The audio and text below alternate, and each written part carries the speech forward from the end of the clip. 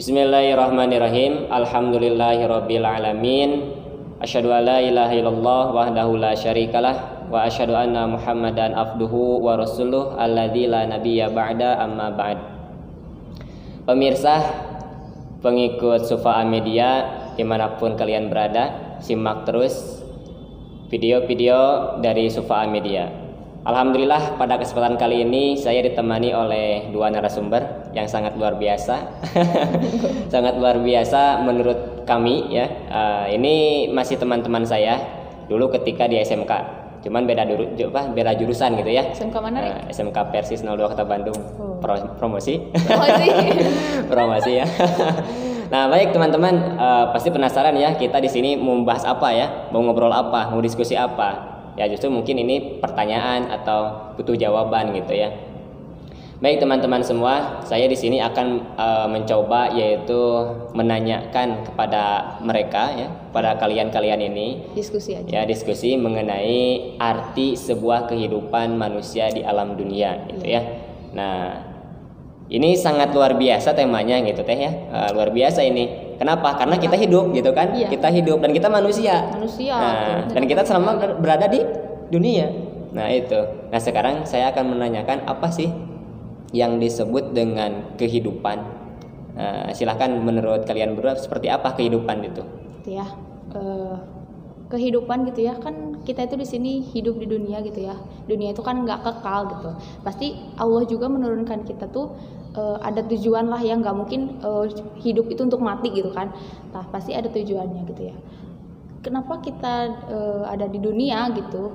Ya pasti kalau untuk umat Islam tuh ya diharuskan gitu ya untuk beribadah gitu ya, intinya gitu. Pada intinya tuh kalau manusia itu diturunkan untuk beribadah gitu, bukan cuman apa sih ya, hidup udah wae gitu ya, senang-senang gitu ya di dunia teh tanpa memikirkan ke depannya gitu ya, ke depannya kehidupan yang kekal gitu kan. Kalau di dunia kan gak kekal ya, itu sementara aja gitu.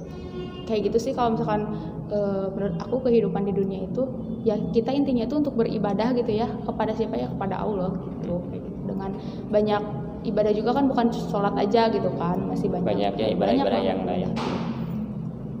Gimana sekarang menurut Teh Sofa? Kalau menurut saya mah udah benar ya kata Sylvia gitu. Kalau tujuan hidup kita di dunia ini ya untuk beribadah gitu. Sedangkan orang-orang seringkali tidak terfikirkan gitu. Ya tahu ibadah tapi cuman taunya tuh ya ibadah sholat, saum, zakat kayak gitu. Sedangkan yang lainnya tidak dianggap sebagai ibadah gitu. Padahal inti atau kuncinya mah setiap urusan kita kaitkan dengan Allah gitu. Tujuan kita, contoh kita melakukan masuk ke dalam suatu organisasi, nah kan bisa jadi ya masuknya kita ke organisasi tersebut untuk mencari relasi, untuk mencari jati diri, bisa jadi mencari ketenangan ya, ketenangan mencari jodoh ya kan? Bisa jadi atau hobi ya.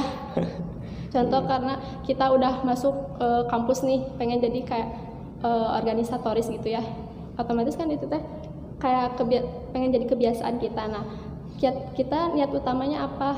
Harus ada Allahnya gitu, untuk ibadah, untuk menegakkan bukan cuman eksistensi doang gitu kan, gitu dalam organisasi. Bukan organisasi aja sih, misalkan kayak ya di sekolah misalkan kita juga kan mencari ilmu itu kan ibadah gitulah ya. Intinya jangan cuman pengen sekolah teh pengen dapat ranking misalkan juara, nah enggak gitu. Tapi harus juga cari ridho Allah gitu kan. Kayak gitu sih. Iya, gitu bagus kan. Luar biasa jawabannya, masya Allah. Tapi ya masih banyak gitulah orang yang belum bisa memaknai arti kehidupan itu ya. Malahan untuk orang-orang yang gimana ya, bisa dikatakan masih bingung lah mencari makna hidup tuh. Kadang orang tuh mikir gini, aku pernah baca tuh ada dari filsafat gitu, nihilisme. Jadi gitu ya. Jadi dia tuh kan nihil tuh kosong ya. Jadi dia teh nggak tahu gitu makna hidupnya tuh untuk apa gitu, semata-mata hidup tuh ya udah we gitu hidup Asal terus nanti teh hidupnya mati gitu. Jadi dia teh nggak tahu gitu maknanya teh. Nah itu teh disebutnya cenah nihilisme. Tapi kan karena kita tuh ya umat Islam gitu ya, umat Muslim, kita harus tahu gitu kita diturunkan gitu ya, diciptakan sama Allah tuh di dunia sebagai manusia ya untuk apa, harus tahu gitu kan, untuk ibadah tuh. Nah kalau ibadah sendiri nih menurut Kang Hari gitu ya, ini kan udah apa sih Kang Hari teh wow banget Jam ya, terbangnya udah jam terbangnya udah tinggi gitu ya daripada aku. Jadi terbang kemana? terbang ke alam bawah sadar.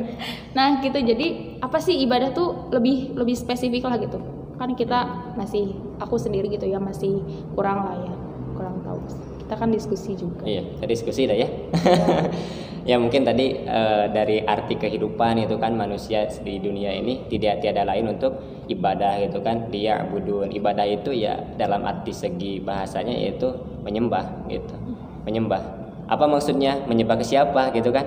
Nah, ya kepada siapa? Kalau misalkan bukan kepada Allah gitu. Jadi ibadah itu menyembah kepada Allah, tidak kepada yang lain. Artinya apa? Ketika tadi kehidupan kita berada di alam dunia gitu kan. Nah, itu untuk siapa? Untuk Allah gitu kan. Karena siapa? Karena Allah. Kita tidak bisa hidup di alam dunia ini dengan sendiri. Tentunya apa? Membutuhkan orang lain nggak? Iyalah. Membutuhkan orang Karena kan lain. manusia gitu. itu makhluk sosial. Nah, makhluk nggak bisa istimai ya, istimai bahasa Arabnya itu, yaitu makhluk sosial, betul. Yaitu makhluk yang memang tidak bisa hidup sendiri gitu. Makanya kan harus ada pasangan.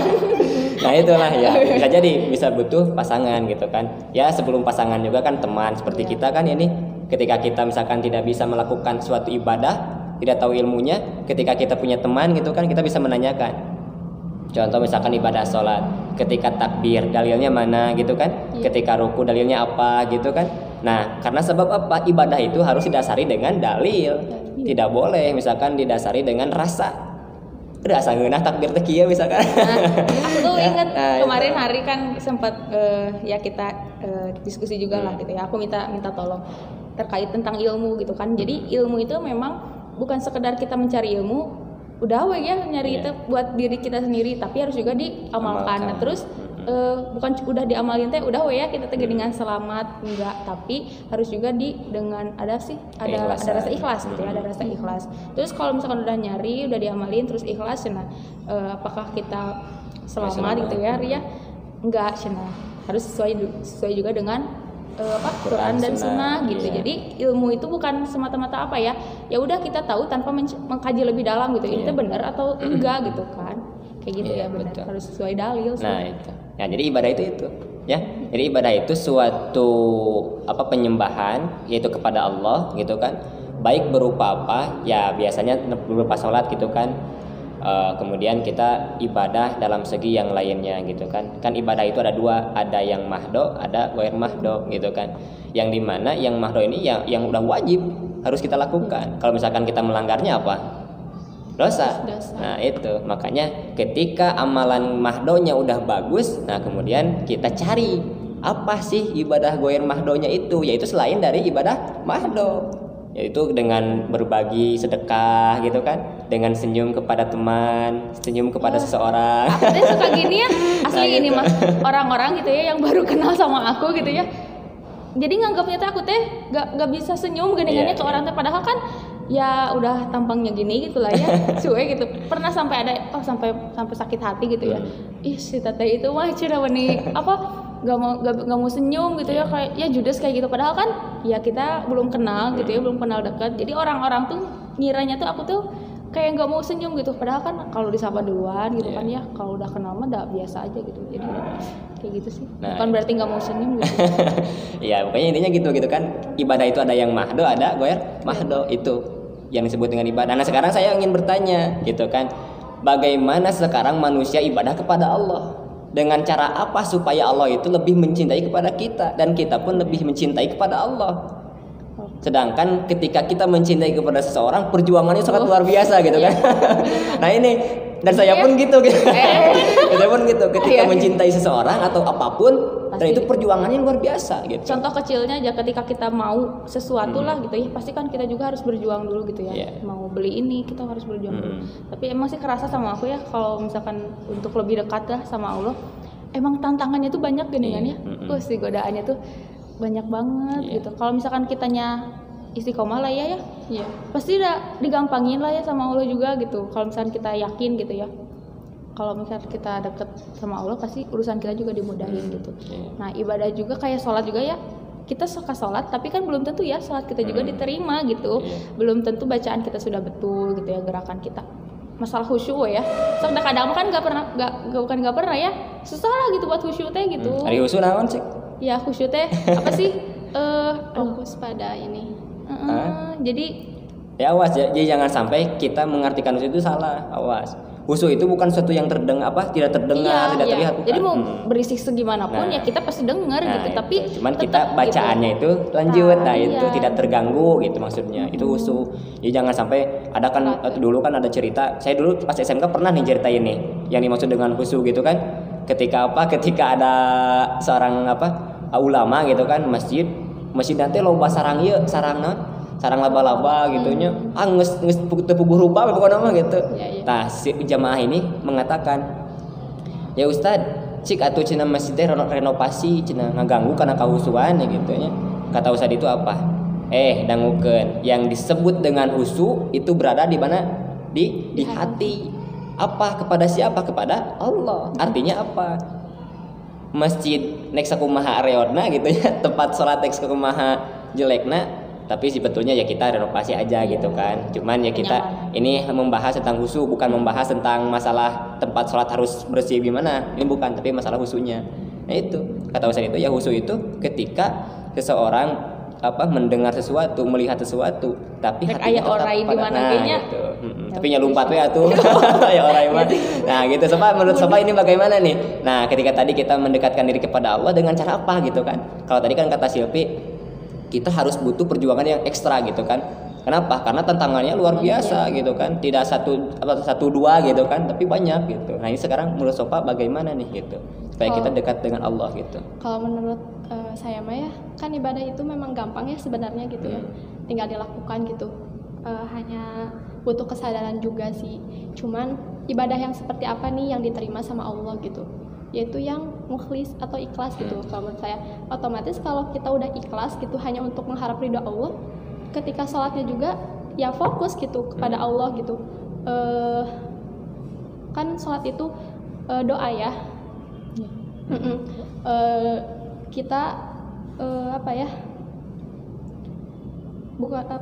bayangkan kalau dalam sholat kita tuh hadirnya Allah gitu ada dalam sholat kita tuh, karena dengan ikhlas gitu akan terasa gitu ketenangan serta kenyamanan itu gitu. Masya Allah. Otomatis itu yang dinamakan ibadah yang diterima Allah gitu.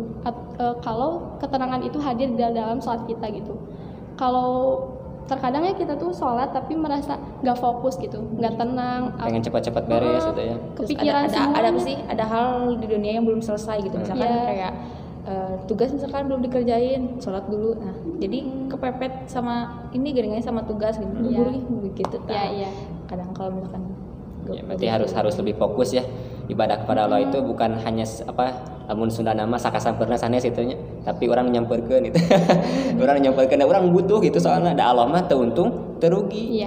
Kita berbuat ibadah, siapa yang untung? Kita. Kalau misalkan kita tidak berbuat ibadah, siapa yang rugi? Ya kita. Allah mah teu untung teu rugi, pek bae cek Allah. Gitu kan. Nah, sekarang kehidupan dunia kita kan tadi ibadah ya. Nah, kita diciptakan itu untuk ibadah. Nah, kemudian bagaimana caranya setiap sesuatu yang kita lakukan itu adalah ibadah.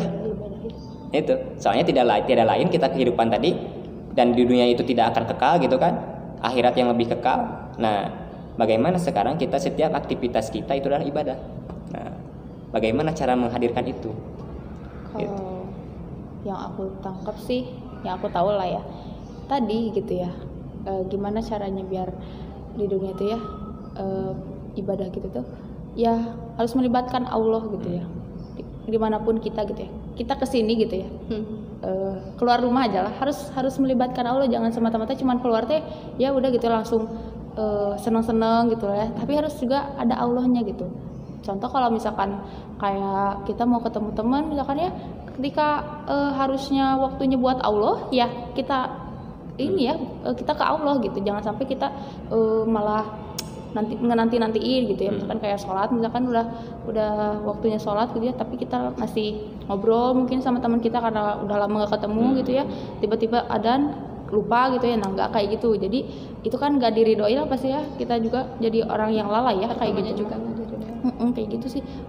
Makanya ada ayat ya fawailul lil musallin ya. Iya bener, orang yang sholat juga celaka apalagi yang nggak sholat gitu kan. Iya betul, kayak apa?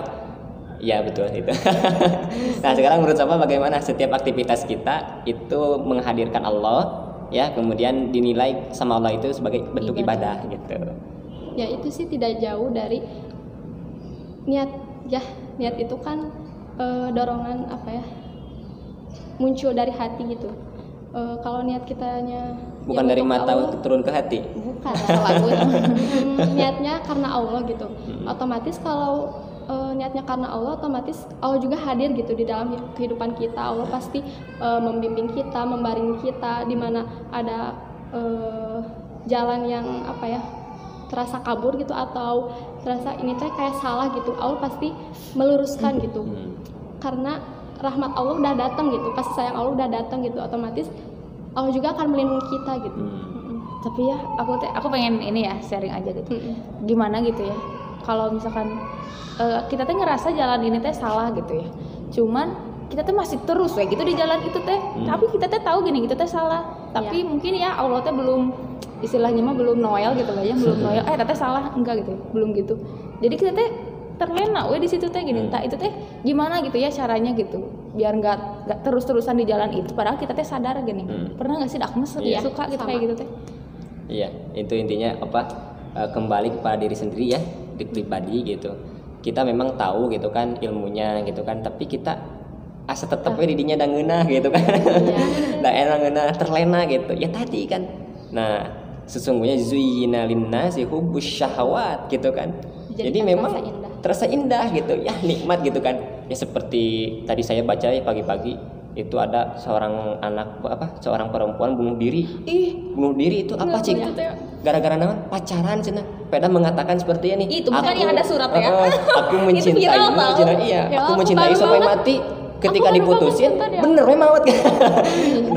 Bener diri. Nah itu apa? Ya memang itu terasa indah di pandangannya. Padahal terus itu samping salah, itu teh gitu.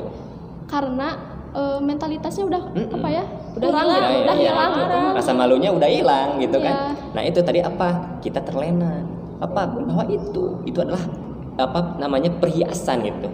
Pandangan kita itu terasa nikmat, terasa indah memandang itu gitu kan. Kemudian tempat yang kita lakukan itu kita nyaman gitu kan, padahal itu salah. Nah, makanya saya pernah ngomong ke Silpi bahwasanya ketika ilmu gitu kan tidak diamalkan itu akan celaka. Nah, itu bahayanya gitu. Makanya ketika kita menuntut ilmu, kita harus mengajarkan kembali, kemudian kita harus mengamalkannya itu. Caranya bagaimana? Ya mungkin tadi bukan Allah tidak menoel gitu kan. Allah ente noel kayak itu misalkan gerak sadar, bukan itu. Tapi Allah tidak langsung seperti itu. Mungkin mengingati atau menoelnya itu terlewat teman.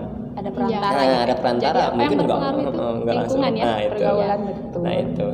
Jadi kembali kepada diri sendiri, sejauh mana sih kita ingin mendapatkan ridho Allah itu sejauh mana gitu. Bener ya, kalau misalkan kita gitu ya kumpulnya itu dengan orang-orang yang memang mengingatkan kita dengan Allah tuh pasti kita juga bakalan ke bawah gitu. Sebaliknya kalau misalkan kita di dekat sama orang yang jauh gitu ya sama Allah, pasti kita juga pasti bakal ke bawah. Tapi jangan sampai kita gitu yang diwarnai gitu. Tapi harus kita yang mewarnai gitu. Ketika kita dekat sama teman-teman yang jauh sama Allah, ya kita harus narik mereka gitu buat dekat sama Allah.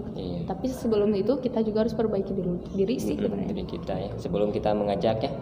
Tapi sebetulnya sih kalau misalkan ada yang gini nih, ada yang kayak gini. Misalkan saya nggak akan mengajak orang lain sebelum saya sendiri bagus gitu kan, baik. Padahal itu konsep salah kayak gitu kayak perempuan. Aku mah nggak mau dulu berjilbab karena akhlak aku masih gini gitu. Kayak gitu kan banyak. Soalnya apa? Kalau misalkan kita berpikir seperti itu salah. Harusnya apa? Barengan harusnya. Ketika kita misalkan anak ya misalkannya ke sopa, harusnya sopa itu misalkan gini. Di dalam diri anak masih ada Yuk kita Iya. bareng-bareng. Ri, kan kamu itu misalkan bicara seperti ini, ayo kita bareng-bareng. Nah itu kan lebih bagus gitu kan. Iya. Nah Kayak apa? Kayak tadi yang kita bahas, manusia itu makhluk sosial gitu. Jadi emang harus ada gitu teman. Iya. Jangan apa ya? Introvert lah ai bahasa gaul ayeuna nama gitu nya. Kuuleun gitu nya Sunda. Jadi ya udah menyendiri, lebih enak menyendiri. Nah, enggak kayak gitu sih Iya. sebenarnya. Apa sih harus juga kita teh nyari orang gitu ya buat ya sekedar buat cerita gitu ya, karena emang kalau misalkan sendiri gitu ya pasti kan stresnya tuh luar biasa lah ya. Kita aja sekarang di tengah pandemi kayak gini kan gak keluar rumah gitu ya, Iya, gak ketemu lebih teman-teman banyak. kan pasti stres lah gitu ya, Iya. gak ketemu yang apa menyehatkan pikiran kita gitu. Seenggaknya kita juga kalau misalkan ada masalah kan pasti ke teman juga gitu. Kalau misalkan Curhat ya harusnya ke Allah, ya ke Allah ya bagusnya. Cuman setelah ke Allah ya kita juga harus menyalurkan, mengeluapkan gitu ya, Iya. biar plong juga. Siapa tahu ada solusi gitu kan ya. Iya, betul. Gitu. Iya, bagus ya. Sekarang kita kembali kepada tadi konsep ibadah gitu kan. Kita diciptakan oleh Allah itu untuk ibadah. Ibadah apa? Ya, ini unik ya. Ibadah apa yang memang ini menjadikan kita diridhoi oleh Allah gitu. Apa sih? Dan amalan apa yang paling utama gitu. Nah, menurut Sofa apa? Apakah misalkan bersedekah? Apakah dengan mencintai seseorang? Berat. Nah, itu apa? Soalnya apa? Saya pernah baca dalam satu hadis, ternyata yang disebut atau amalan yang pertama Allah akan hisab itu apa? Sholat. Iya. Makanya tadi oleh Ilpi disinggung bahwasanya fawailul lil musallin. Salatnya itu celaka. Nu salat wae celaka kemudian teu salat. Karena apa itu, Ri? Nah, kenapa dikatakan yang salat celaka? Ada lanjutannya. Fawailul lil musallin alladzina hum an salatihim sahun. Yaitu orang yang nantikan salatnya gitu. Bahkan yang sholat langsung juga itu masih celaka sih kalau kata aku. Nah, karena lanjutannya kan apa tadi? Alladzina hum an salatihim sahun, alladzina hum yurau. Apa salatnya itu dengan ria, pengen ditingali gitu. Teu ikhlas. Eta yang disebut dengan salat yang celaka. Dari segi tadi waktu dinanti-nantikan, kemudian ketika salatnya pun ria, ingin dilihat. Takbir misalkan, nu biasana Allahu Akbar. Dicam. Allah, naon emitoha. Iya benar. Emitoha. Nah, Jadi itu kan udah beda lagi gitu. tanpa disadari kayaknya kita juga pernah gitu kayak gitu. Iya. Tanpa Ya, disadari. anak juga pernah. Jika Pernah, di juga. depan mitoha. Dulu enggak. Kata ngomong Sebelum ini ketika di SMK gitu kan. Misalkan lagi sholat ya. Ini terasa gitu. Kuping gitu kan. Telinga gitu. Kemudian hati terasa ada yang lewat. Ada yang lewat siapa nih gitu. Ternyata ketika terdengar suaranya ternyata si dia gitu kan.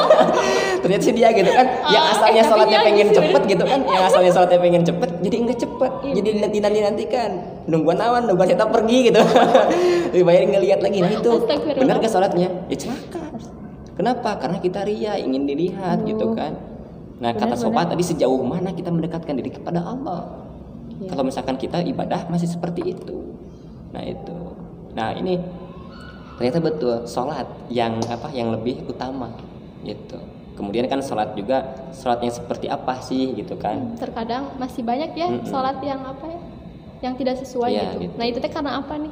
Nah itu biasanya sholat yang tidak sesuai dalam segi apa? Dalam segi waktu atau dalam segi praktek? Dan segi praktek.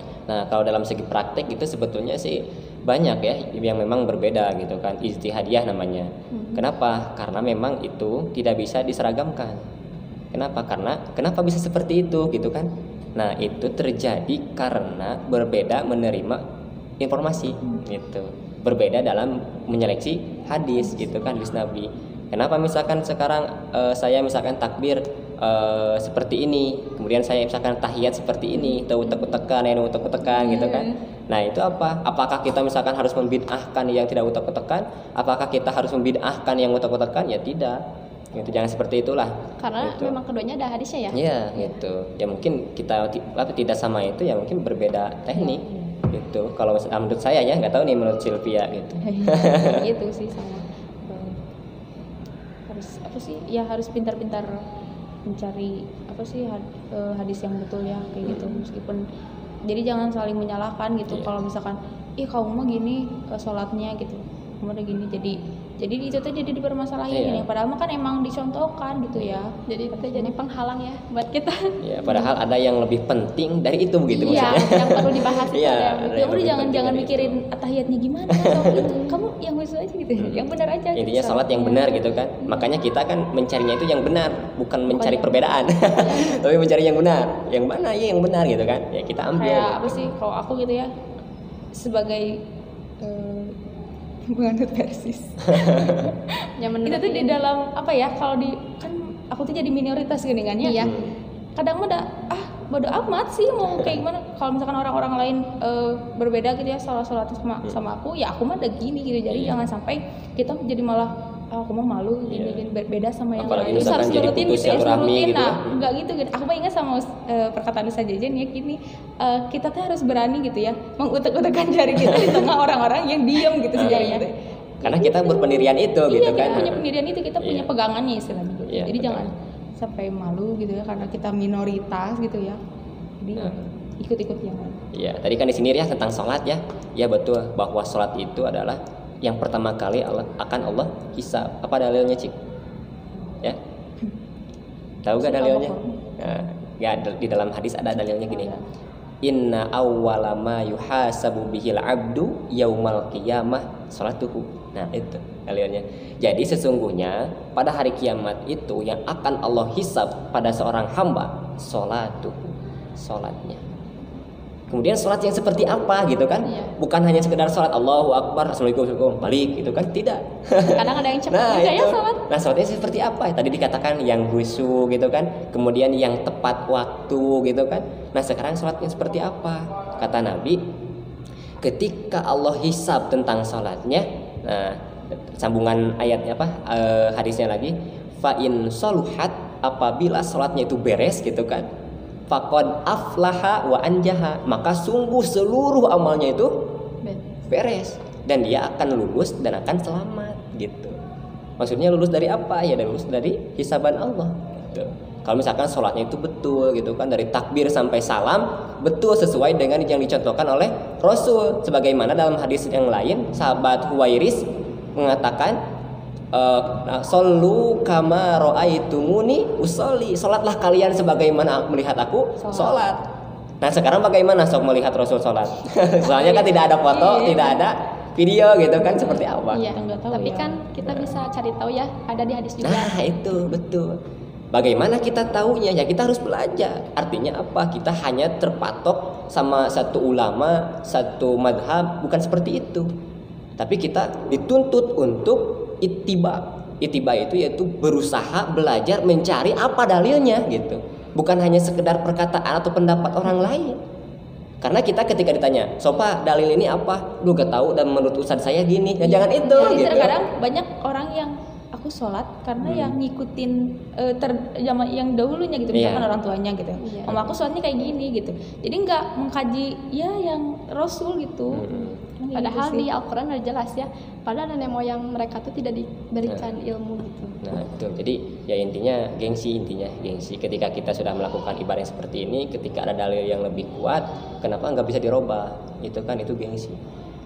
Soalnya kan kata Nabi, seseorang yang tidak sesuai denganku, kemudian tidak menyukai sunnahku, ya, kemudian itu bukan dikatakan golonganku, kata Nabi. Takut kan kita sekarang hidup di alam dunia gitu kan, pun Nabi tadi aku, Padahal sholat sieun, kita kan. ya, itu masalah sholat.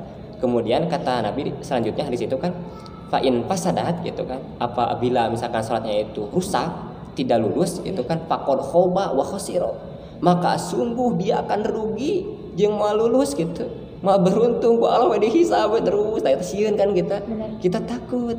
Kenapa? Karena memang amalan yang pertama kan Allah hisab itu masalah sholat. Maka kita tidak boleh menyepelekan sholat. Jadi Gitu. sistem kelulusan itu bukan cuma di dunia Nah, itu. doang gitu, di Iya, akhirat betul, malah akhirat betul. itu Harus harus jadi benar-benar tujuan utama ya. Iya, Heeh. itu jangan, aduh aku nggak lulus UTBK, SBMPTN, sedih gimana? Itu masih ada gitu, masih ada kelulusan yang lebih gitu, yang Nah, lebih di akhir. yang lebih apa yang Yang harus lebih kita penting gitu, persiapkan. yang lebih penting kan tadi disindir, yang lebih kekal itu adalah di akhirat. Nah, kan ada ya dalam Quran nih surat Ghafir kalau nggak salah kan, dalilnya itu apa ya, pokoknya kehidupan dunia itu adalah sementara gitu. hanya sementara. Hadihil hayatud dunya mata'un. Nah itu. Jadi kehidupan ini kita di dunia itu adalah sementara. Apa yang lebih kekal? Wa innal akhirah gitu kan. Hiya darul qarar gitu kan. Jadi yang paling kekal itu adalah kehidupan di akhirat. Makanya kita bagaimana sekarang? Nah, saya menanyakan kepada kalian bagaimana sekarang kita menggunakan dunia ini sebaik-baiknya supaya kita selamat di akhirat. Itu. Intinya apa? Kita jadikan dunia ini sebagai alat atau fasilitas. Iya.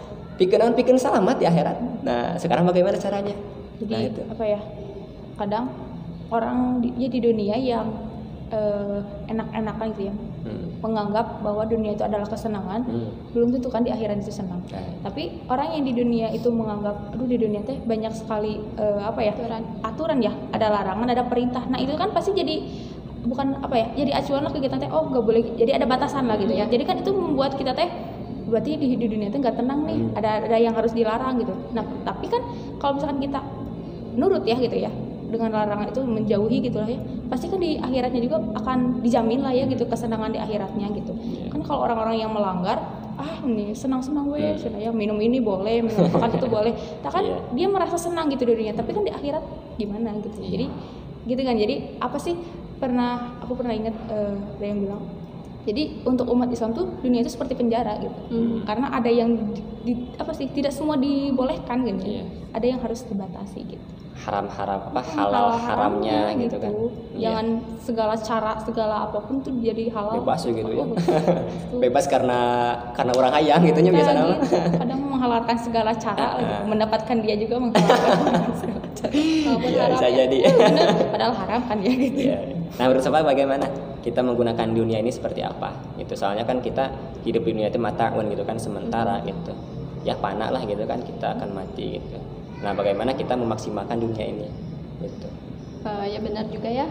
Menurut Hari kan tadi kalau dunia itu jadikan sebagai alat gitu, sebagai fasilitas kita ya untuk beribadah gitu. Pertama untuk beribadah, terus beramal soleh, terus ya pokoknya berbuat kebaikannya walaupun itu kan seberat zarah juga kan gitu ya, dihitung gitu sama Allah gitu. Zarahnya Nah, itu. Ya zarahnya kayak pokoknya kecil lah, sekecil gitu ya. Kecil lagi meren kecil pisan. Udah kecil ringan tapi itu akan menjadi penyelamat sebetulnya. Pokoknya intinya sekecil apapun perbuatan kita, amal kita lakukan secara rutin gitu. Banyak kan yang kecil jadi besar gitu kan. Nah, gitu jadi bukit. Kalau dosa kan jadi gede ya. Gitu ya. Jadi gedenya gitu. Gitu. Makanya kita jangan menyepelekan dosa yang kecil, jangan menyepelekan juga amalan yang kecil. Tadi disindir ya, saya tadi unik nih kata Sylvia bahwa kita hidup dunia itu bebas gitu, bebas ya. Bebas kata Allah pek baik. Iya. Boleh kok. Nah sekarang saya berpendirian boleh mau ulang hidup gitu. Sebab apa? Ya kata Allah silakan hidup di dunia, gitu kan. Tapi kata Allah ingat gitu kan bahwasannya kehidupan akhirat itu adalah lebih kekal. Wal akhiratu khairu wa abqa. Gitu. Jadi kehidupan yang lebih baik ialah kehidupan akhirat. Apa setelah kita nanti di sini gitu maksudnya. Bahkan kan Nabi Jibril maaf ya, siapa? Malaikat Jibril gitu pernah menasehati atau mengingatkan Nabi Muhammad. Kata malaikat Jibril, wahai Nabi Muhammad, gitu kan, wahai Muhammad, silahkan kamu hidup di dunia sesukamu, gitu. Tapi ingat bahwa engkau akan meninggal. Itu yang pertama. Kemudian yang kedua, cintailah sesuatu sekehendakmu, tapi ingat bahwa engkau akan berpisah. Ini bagus perkataannya. Kemudian yang terakhir, yang ketiga, gitu. Apa yang ketiga ya? Aku pernah. Nah, gitu. Jadi betul ketika kita tadi apa tadi? Yang pertama hiduplah sesukamu sebagai apa? Ingatlah engkau akan mati. Yang kedua, cintailah sesuatu bahwa engkau akan berpisah. Yang ketiga apa? Oh iya, berbuatlah sesuatu tapi ingatlah bahwa perbuatan itu akan diminta pertanggungjawaban. Gitu. Bagus kan? Bagus. Artinya apa? Kita juga itu bukan taksis, bukan khusus kepada Nabi Muhammad, tapi umum buat kita juga, seluruh umat Nabi Muhammad. Kan sekarang saya mau hidup nih sesuka saya, ya silahkan, gitu kan. Tapi kata Allah, nah tapi ingat kita itu bakal mati sesuai dengan firman Allah. Apa cik? Kullu nafsin dha'iqatul maut. Bahwasanya setiap jiwa itu pasti akan mati. Ya kita silahkan, misalkan Silvia, Sopa hidup di dunia sesuka kalian, silahkan. Allah tidak melarang kok. Nabi tidak melarang kok, tapi ingat bahwa kamu itu akan mati. Artinya apa tadi? Hidup di dunia itu tidak kekal sementara. Kemudian yang kedua tadi apa? Cintailah sesuatu karena engkau kau akan berpisah. Artinya apa? Mencintai seorang, mencintai dunia, mencintai harta, mencintai anak. Silakan kita mencintai, sesuka kita mencintai, tapi ingat kita akan berpisah. Artinya apa? Kecintaan kita jangan terlalu tercinta gitu. Iya. Istilahnya fanatik. Gitu. Terlalu fanatik. Gitu. Soalnya kita akan berpisah, kita harus ingat gitu. Ketika kita mencintai seseorang, ketika kita masih bersama, kita pasti berpisah kok. Gitu. Kemudian ada kan patah yang mengatakan cinta kepada dunia, dunia akan pergi. Cinta kepada manusia, manusia akan mati. Cintailah kepada Allah karena Allah lah yang kekal dan abadi gitu, gitu kan. Nah, sepakat gak? Sepakat gitu. Nah, itu. Kemudian tadi yang ketiga, kita bereskan dulu. Yang ketiga tadi, berbuatlah sesukamu, tapi ingat bahwa perbuatan itu akan diminta pertanggungjawaban. Apa dalilnya? Kullu nafsim bima kasabat rohina. Itu. Setiap yang bernyawa atau yang berjiwa itu akan diminta pertanggungjawabannya itu. Tadi yang sekecil apapun. Nah, itu. Sekecil apapun perbuatan kita itu akan diminta pertanggungjawaban. Iya, benar. Silahkan sekarang kehidupan dunia itu kita ambil kesimpulan, tarik kesimpulan apa yang disebut dengan kehidupan manusia di dunia. Hakikatnya apa? Itu silahkan menurut Sopa. Dari sekian banyak kita berbicara tadi, bagaimana kesimpulannya sebagai kita sebagai manusia, gitu kan? Nah, kehidupan di dunia ini kita sebagai manusia untuk apa? Gitu. Sopa, silahkan. Untuk menyimpulkan dari pembahasan kita tadi, gitu. Soalnya kita membahas dari tadi banyak gitu kan, lumayan gitu, banyak. Bahwa kita memaknai bahwa kehidupan kita, oh seperti ini. Oh ternyata hidup di dunia itu seperti ini, tidak bebas, cuman ingat gitu kan. Abadi, nah gitu. Silahkan Sofa. Ada yang abadi. Kalau menurut saya mah apa ya? Ya kan tadi kata Hari gitu.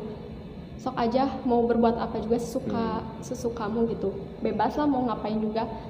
Tapi ingat gitu, jangan tinggalkan Allah gitu kalau kata mah. Karena kan dengan apa ya? Mengingat Allah mah gak akan celaka lah gitu. Pasti ada kayak penghalang gitu, ada pondasi mau berbuat apa juga gitu. Karena kan manusia itu udah apa sih disebutnya juga makhluk yang sempurna ya dibanding makhluk yang lain gitu. Karena apa? Karena manusia itu dikasih akal gitu. Otomatis dalam melakukan suatu perbuatan juga bisa mempertimbangkan apakah ini buruk atau baik gitu. Ya menurut Silvi gimana? Ya yang alhamdulillah ya gitu ya, dari kedua yang di samping saya banyak banget yang dapat diambil gitu ya. Tadi hidup itu memang ya bagus, bebas gitu lah ya, tapi harus melibatkan Allah, dan jangan sampai melupakan juga apa sih kodrat kita sebagai manusia tuh ya harus ibadah semata-mata untuk Allah gitu, jangan buat seseorang gitu ya. Karena kalau buat seseorang pasti nggak akan continue istilahnya ya, malah ketika orang itu pergi hanya membolak-balikkan hati Allah juga ya. Gitu. Jadi emang harus Allah gitu tujuan kita tuh ya, kan aku sekolah karena ada dia misalkan, terus semangat karena dia. Harusnya kan aku semangat karena mencari ilmu tuh ibadah. Kata Allah mencari ilmu gitu ya. Kita harus berilmu ya sebagai manusia, kan kita juga tadi diberi akal gitu ya sama Allah. Harus memanfaatkan apa yang telah Allah beri, karena apa yang ada di diri kita gitu ya, dari atas sampai bawah itu semua milik Allah gitu. Jadi harus dipertanggungjawabkan gitu. Tangan kita dipakai buat apa gitu kan, nanti dihisab gitu ya. Tadi berbuat sesukamu, tapi nanti kan akan dihisab gitu, akan dipertanggungjawabkan. Mau mata kita gitu ya, semua itu akan dihisab gitu lah ya. Kayak perempuan gitu ya, berjilbab kan itu kan harus juga ya, kalau misalkan nggak berjilbab kan nanti harus dipertanggungjawabkan. Kenapa gitu kan sampai nggak berjilbab? Karena resikonya ya kan jilbab tuh wajib ya menutup aurat gitu kan. Pokoknya dari atas sampai bawah tuh semua tuh kan punya Allah dan akan kembali kepada Allah gitu. Jadi harus sebisa mungkin tuh kita melakukan sesuatu tuh emang harus karena Allah gitu, kayak gitu. Jadi memang gitu ya, hidup itu untuk ibadah semata-mata untuk mencari keridhaan Allah gitu, sebagai pertanggungjawaban kita ya di akhirat, kayak gitu sih ya. Masya Allah ya. Nah ini cukup jelas ya dari dua kesimpulan ini. Dan saya nggak perlu menyimpulkan, nggak perlu menyimpulkan. Tahu ada yang tapi kurang intinya, gitu dari kita. intinya tadi betul. Setiap sesuatu itu akan dipertanggungjawabkan, jelas gitu kan. Tadi kata Sopa, sesuatu itu harus melibatkan Allah gitu kan. Bahkan ada satu pepatah mengatakan, katakan kepada masalah bahwa kita itu punya Allah, bukan katakan kepada Allah aku punya masalah gitu. Nah itu aja kita. Kadang terbalik. Nah gitu. Ya, Kadang kita terbalik. Nah mungkin tadi yang dikatakan oleh Sylvia, setiap yang kita perbuat itu akan dipertanggungjawabkan, ya kita manusia. Tapi kalau hewan enggak. Iya. Hewan kalau hidup ya hidup, mau mati ya mati. Dipertanggungjawabkan enggak? Enggak. Karena bernyawa enggak bernyawa. Tapi kan dalam Al-Qur'an tadi kullu nafsin dha'iqatul maut, setiap yang bernyawa pasti yang harus mati. mempertanggungjawabkan yang memeliharanya ya. Itu. Kalau misalkan kita nggak benar meliharanya, nggak dikasih makan, misalkan ketika hewan itu mati ya. Ya. Kan kita Nah itu, jadi nggak bisa manusia yang akan dipinta pertanggung jawabannya. Hewan-hewan itu tidak akan. tumbuhan juga kan, Iya. juga kan makhluk. Nah itu, tapi yang lebih ditekan kita, Kitanya. ya kita Karena dan tanggung dosa itu tidak akan ditanggung oleh orang lain. Apa dalilnya? Hilap dari namanya dalilnya. Karena ya segala sesuatunya juga yang kita lakuin gitu Ya, sendiri sama nah itu. sendiri. Ya, intinya kita Apa yang yang kita akan perbuat, kita yang akan menanggung itu kan. Pokoknya segala sesuatu yang kita perbuat ya kita. Resiko. Kebaikan untuk kita. In ahsantum ahsantum gitu kan. Kebaikan yang kita lakukan untuk kita, keburukan yang kita lakukan untuk kita.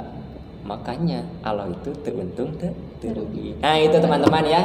Sekian lama ya kita berdiskusi bahwasannya tentang kehidupan manusia di alam dunia ini tidak lain untuk melaksanakan ibadah gitu. Jadikan segala kegiatan kita, aktivitas kita yaitu untuk ibadah kepada Allah Subhanahu wa taala, dan ingat, hiduplah kita sesuka kita, tapi ingat kita akan meninggal. Cintailah manusia, cintailah harta, anak, istri, tapi ingat kita akan berpisah. Berbuatlah sesuka kita, tapi ingat kita akan mempertanggungjawabkan itu semua. Itu teman-teman semua, sekian yang dapat kita sampaikan pada kesempatan kali ini. Mudah-mudahan bermanfaat, dan jangan lupa like, comment, and share, subscribe juga. Follow juga ini saya di bawah ini. Nah itu ya. Nah mudah-mudahan bermanfaat. Mudah-mudahan di kemudian hari kita bisa bertemu kembali, dan jangan lupa sehat-sehat semua dan dimudahkan rezekinya oleh Allah Subhanahu wa taala. Rabbana atina fid dunya hasanah wa fil akhirati hasanah wa qina adzabannar. Wassalamualaikum warahmatullahi wabarakatuh.